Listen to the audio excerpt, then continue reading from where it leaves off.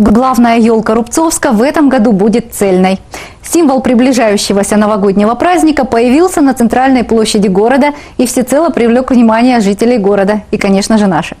Эта пушистая, зеленая, многометровая красавица накануне появилась на городской площади и вызвала неподдельный интерес рубцовчан. Впервые в нашем городе новогодняя ель не будет состоять из множества небольших деревьев, установленных на специальной железной опоре. Такая замечательная елка появилась в нашем городе не случайно. Благодаря нашим неравнодушным жителям, которые писали письма в администрацию города к нам сюда в управление с просьбой установить живую, красивую елку, такую, как в больших, крупных городах. Нашему мэру, главе администрации города Рубцовска Владимиру Владимировичу Ларионову, который лично дал указание осуществить все эти пожелания, и многим-многим управлениям, хозяйственным службам.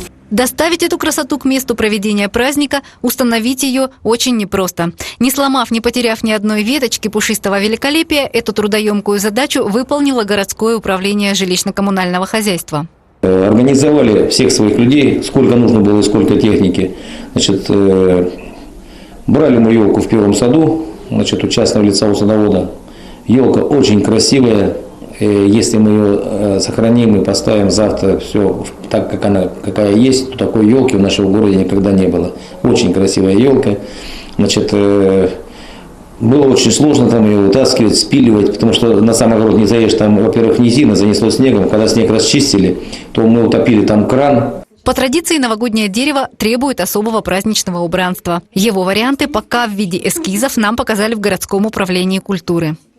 Поскольку елка у нас поменяла свой вид, свой облик, соответственно, поменяется ее оформление. Управлением культуры было закуплено более 200 шаров, больших в диаметре, красочных, по 4 цвета шаров, которые будут определенным образом размещены на этой елке, и более 150 крупных снежинок.